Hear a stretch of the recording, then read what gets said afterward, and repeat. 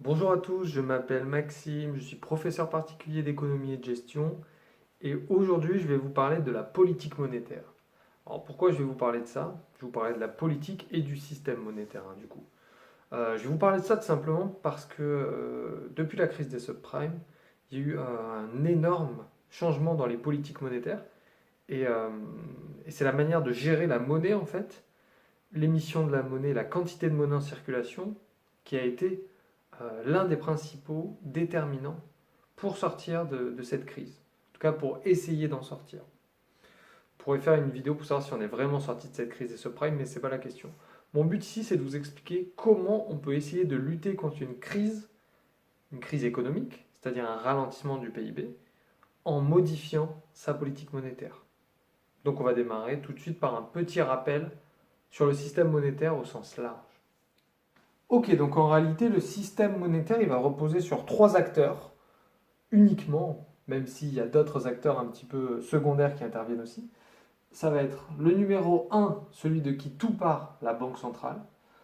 Ensuite, on va avoir des banques commerciales ou banques de second rang. Alors, la banque centrale, c'est la Banque centrale européenne. C'est une instance indépendante et publique. Publique dans la mesure où elle n'est pas détenue par des fonds privés. Contrairement aux banques commerciales, aux banques de second rang, qui sont les banques qu'on connaît plus ou moins tous, dans lesquelles on est tous plus ou moins forcés d'avoir un compte. Donc BNP, Société Générale, Crédit Agricole, blablabla, Crédit Mutuel, CIC, blablabla. Et toutes celles que vous voulez, ça c'est des banques commerciales, c'est des banques de second rang, c'est des banques privées. Et ensuite, tous les acteurs économiques en fait qui ont un lien avec donc ces banques secondaires. Donc aujourd'hui, quasiment tous les liens, tout le monde a un lien pardon avec ces banques. Donc ça va être les acteurs particuliers, les acteurs professionnels, voire même l'État en fait, parce que l'État va elle aussi dépendre un petit peu de ces banques-là. Et donc comment va s'organiser ce système? En fait, tout part de la banque centrale et, euh, et de sa fonction envers les banques secondaires. La banque centrale, en fait, elle est responsable de ce qu'on appelle la base monétaire. C'est-à-dire qu'elle va contrôler l'impulsion de monnaie au départ, en fait, de la quantité de monnaie en circulation. Elle la contrôle grâce à plusieurs mécanismes. Il y a deux premiers mécanismes qui sont le taux d'intérêt directeur. Donc ça, en gros, c'est le fameux taux dont on entend parler régulièrement euh, et qui en gros est le taux auquel la banque centrale prête aux banques commerciales. Parce que oui, les banques centrales prêtent aux banques commerciales. C'est d'ailleurs, en théorie, les seules personnes réellement habilitées à prêter aux banques commerciales, sans condition, sont les banques centrales. C'est-à-dire que si demain une banque commerciale se retourne vers sa banque centrale en lui disant j'ai besoin d'argent, par exemple, tout le monde veut retirer son argent, mais j'ai pas tout, j'ai besoin d'argent, j'ai besoin de billets, j'ai besoin de monnaie, et bien on va se retourner vers la banque centrale. Alors, parce que la banque centrale est celle qui gère la monnaie au sens large, c'est aussi celle qui va s'occuper de la monnaie. Mais bon, aujourd'hui, la monnaie au sens papier du terme, mais c'est quasiment, ça existe quasiment plus aujourd'hui. Bref. Et donc, du coup, cette opération de la banque centrale vers la banque commerciale, elle se fait à un taux d'intérêt directeur. Aujourd'hui, il n'y a même pas à réfléchir, les taux d'intérêt sont aux alentours de zéro. Le but, c'est de booster l'économie, parce qu'en fait, ce taux d'intérêt, il va ensuite être répercuté sur les agents économiques, naturellement. Si la banque emprunte à 0%, il y a de grandes chances qu'elle fasse des prêts à l'économie d'un montant très faible aussi. Et donc là, c'est donc le rôle de la banque secondaire en théorie. Elle reçoit de l'argent de la banque centrale et ensuite elle peut prêter à l'économie. Ça ne fonctionne pas exactement comme ça. Elle demande de l'argent à la banque centrale que quand elle en a besoin. Normalement, c'est ses actionnaires et ses épargnants qui lui permettent de récolter de l'argent pour le prêter à l'économie. Ce n'est pas la banque centrale. Le but de la banque centrale, c'est juste d'empêcher les crises et de permettre la stabilité du système. Ok, donc toutes ces opérations-là, donc quand c'est de la banque commerciale vers l'économie, ce qu'on appelle un prêt, elle prête de l'argent aux acteurs économiques. Pour les acteurs économiques, c'est ce qu'on appelle des crédits. Ça, c'est ce qu'on connaît au sens large. Quand c'est de la banque centrale vers la banque secondaire, on parle d'opération de refinancement. Cette opération de refinancement, en fait, elle est normalement prévue être à court terme. Donc normalement, la banque centrale prête que quelques jours à la banque secondaire. Mais en réalité, depuis la crise économique, il y a des opérations qui sont apparues, qui sont en fait des opérations de refinancement de long terme. C'est ce qu'on appelle les LTRO. C'est en gros pour sécuriser au maximum les banques commerciales, la banque centrale va prêter à un taux très bas pendant très longtemps. Et donc, du coup, elles vont être tranquilles et elles vont pouvoir interagir avec l'économie. Et c'est cette partie-là qui va venir nous intéresser au final. Parce que c'est comme ça qu'on va avoir un lien, donc, et qu'on va pouvoir relancer l'économie. Mais avant ça, les banques commerciales, elles sont elles aussi tenues de rendre des comptes à la banque centrale par un système qu'on appelle les réserves obligatoires. C'est-à-dire que les banques centrales vont leur dire ok, vous êtes là pour booster l'économie, mais en contrepartie, je veux que vous gardiez de l'argent en dépôt chez moi en guise de garantie. C'est ce qu'on appelle des réserves obligatoires.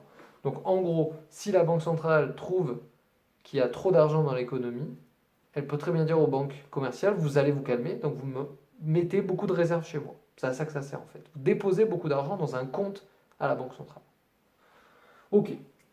Donc la banque centrale, elle va être au départ tributaire de... Elle va contrôler ce qu'on appelle la base monétaire. Et en fait, la banque secondaire, elle va être dans un processus de crédit et d'épargne avec l'économie.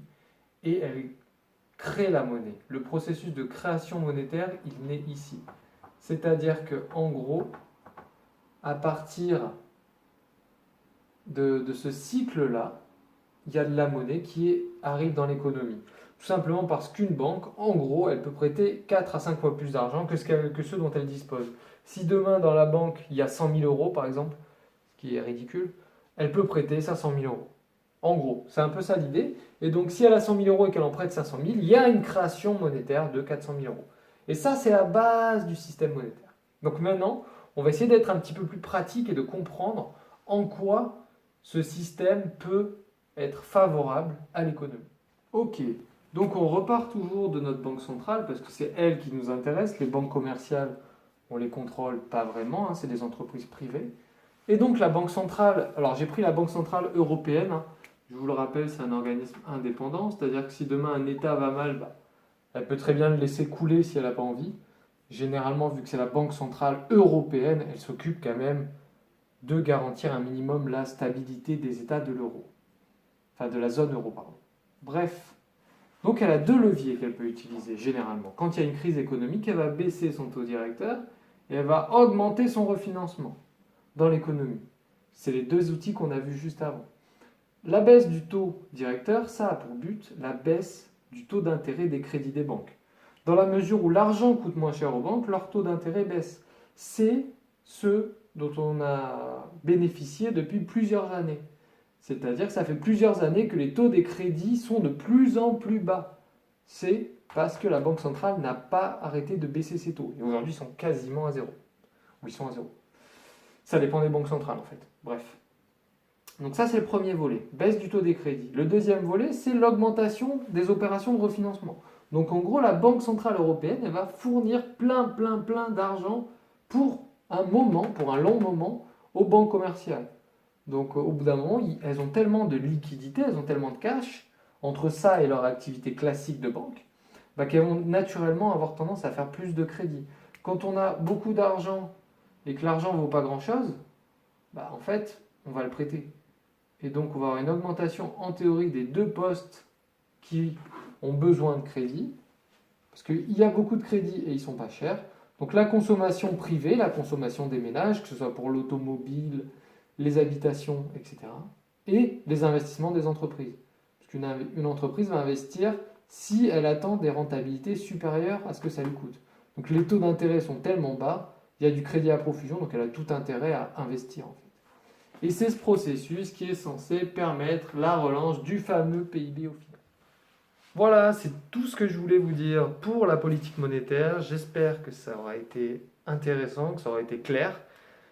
Si vous avez des questions, n'hésitez pas à me contacter. Vous avez tout dans la description de la vidéo. Si vous êtes intéressé par le sujet, je vous invite à aller voir mes autres vidéos, notamment celle sur le PIB et celle sur la politique budgétaire. En attendant, je vous souhaite un bon courage et j'espère à bientôt.